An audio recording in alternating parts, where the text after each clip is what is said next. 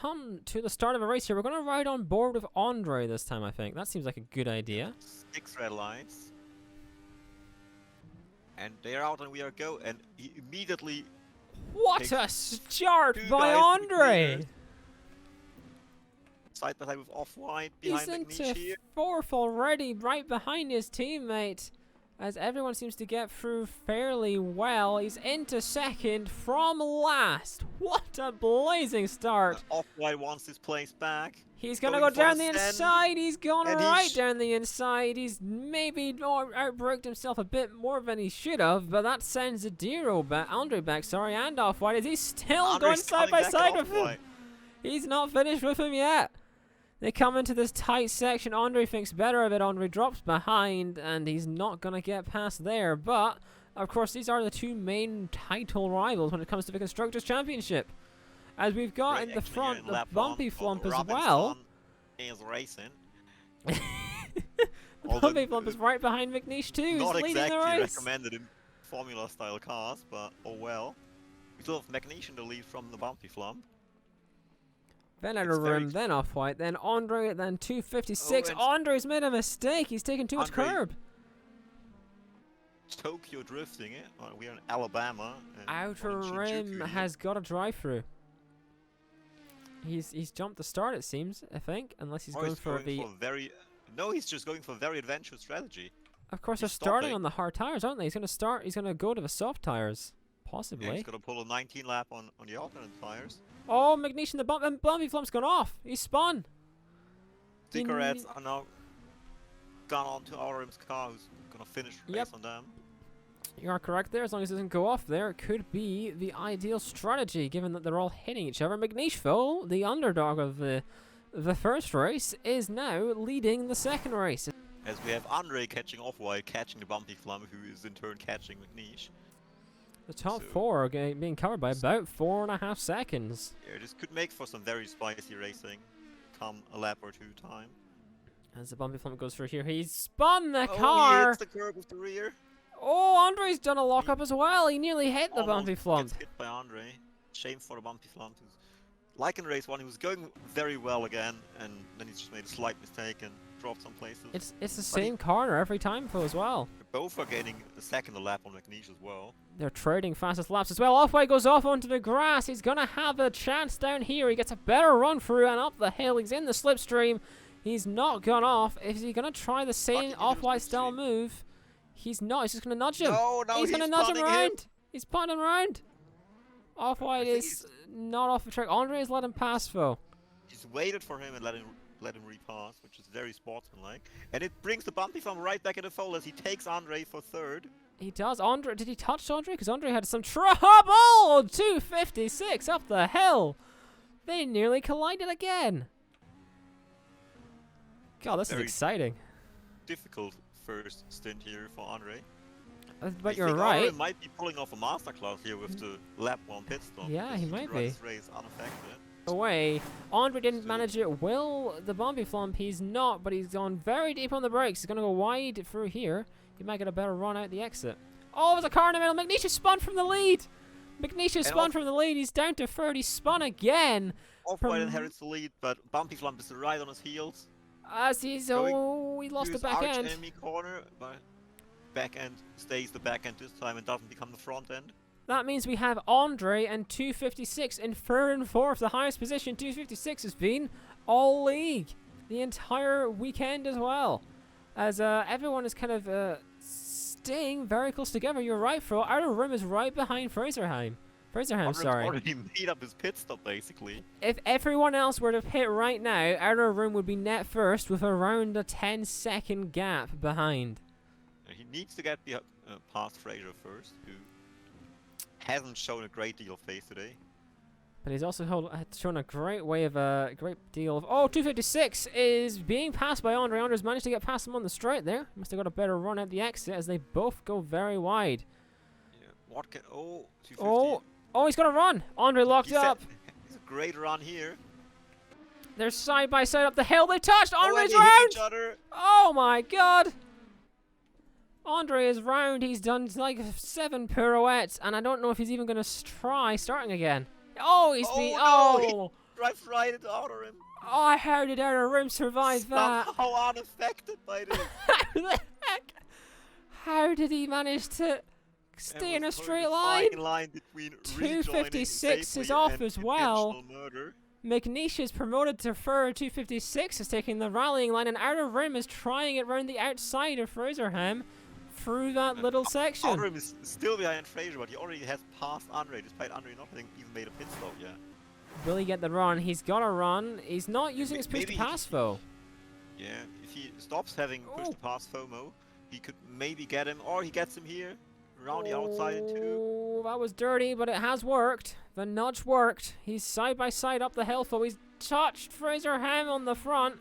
As Fraserham's going to come back at him, is he going to try and move down the inside? Yes, he has! Oh, He's completely sent him. He's off in the bloody gravels. Andre pits from 7th. He has no push to pass, so he's on 0.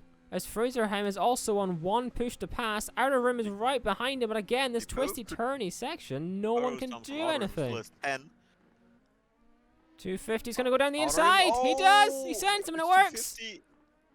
That's not a really illegal move, but he's managed to pull it off. McNeish didn't really give him a space, but very opportunistic. He made the space. His outer rim is right behind Fraserham. He's not going to try and move into the first corner because that is stupid. Not gaining overly much.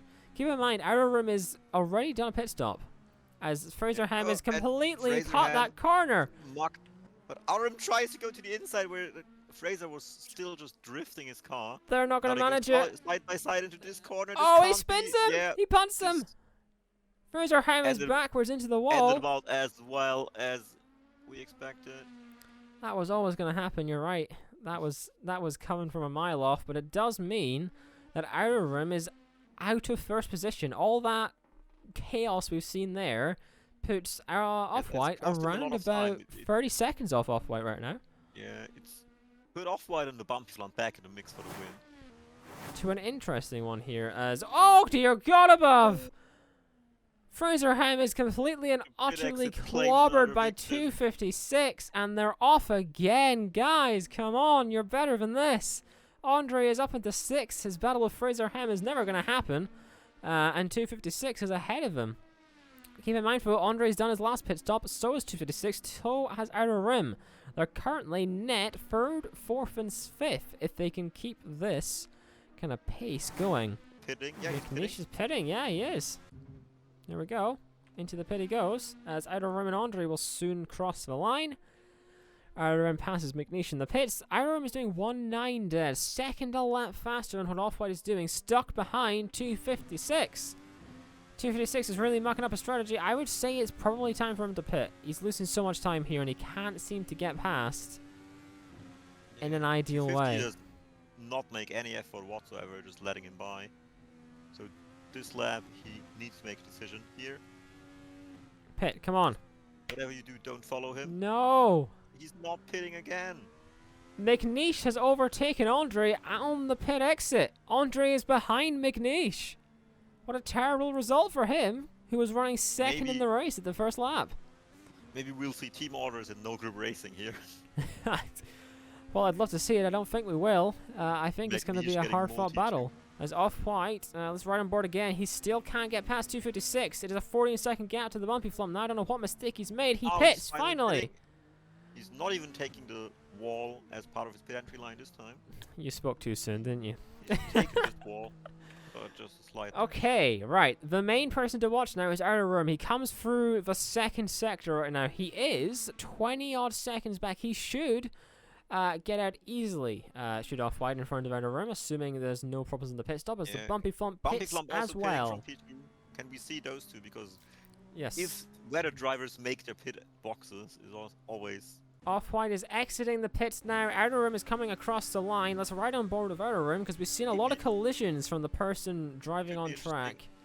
Off-White has already left the pits. We can see him up there in the distance. He's managed it. He's kept that tar on the track, and he's on the harder tire compound for. He will be slower as the bumpy flump leaves the pit here. Andre is coming to the end of the pit exit. He will manage to stay in third with the bumpy flump, assuming he makes no major mistakes to the end of the race. But that does mean the bumpy flump is on the hard tire, the white marked one. Off-white is on the hard marked tire, and so is Outer Rim. Actually, not so is Outer Rim. Outer Rim's on the red one, is what I meant to say. He started on the primary tires, and he's gone into the pits lap 1 for a set of sticker reds.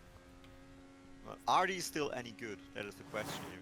I think Off-white has it, unless he makes a major mistake here. The man. As I say that, he gains 1.6 seconds on the final corner. This is the final lap of the race. They come across the line with a 1.4 second lap between first and second. Smelling a victory here. Needs to risk everything to. His lap is a second faster there. He has the pace. More through sector 1. He has 10 instances of push to pass left, and he's intent on using 0. He would be ahead. Oh, there's a car off in the side. Fraserham has lost it. Fraser playing the element of surprise here. Yet again, he's off a track, but that doesn't matter right now. Outer Rim is within a second of Off-white. Slow. Oh, Outer Rim's got him there nearly. Oh, they're so close coming up to the end here. Thinking about it, but 4 tenths will be the gap at the end of the race. And Off-white takes race 2 at Barber. He's lost his wheels. Oh god. He's upside down. The bumpy flump will come across the line to finish. Takes podium here in race 2. He'll take his best result of the season. Andre tailing him with 1 second as the gap. McNeish will come across the line in 5th, which is a same result really. 4th and 5th. He sets the fastest lap though. A 1:81 there in the end. McNeish. Yeah. Fast lap of the race on the last lap as well. Well done to him. As 2:56 will slowly but surely make his way to the end of the race. Very slowly, it seems. Yeah, I mean, he has nothing to fear. He's run out of fuel. Is a lap down. Oh, he's out of fuel. He's out of fuel. He's not going to finish the race. Makes the fast chicanes a whole lot less exciting. As we see him crawl through the final sector. Come on! Not yet. We're at the 3rd braking marker. The second one. Fuel must be in here. Oh, we're going downhill now. He's going to make it. That's the line. He comes across the line. He gets sixth position. Yes. He's done it. Oh, finally. But that is the end of our race here at Barber Motorsport Park. We have our next race next week at Detroit, which I think may be a street track, but we'll find out next week. I can in fact confirm this is a street track. Yay! Thank you for watching. Cheerio, bye.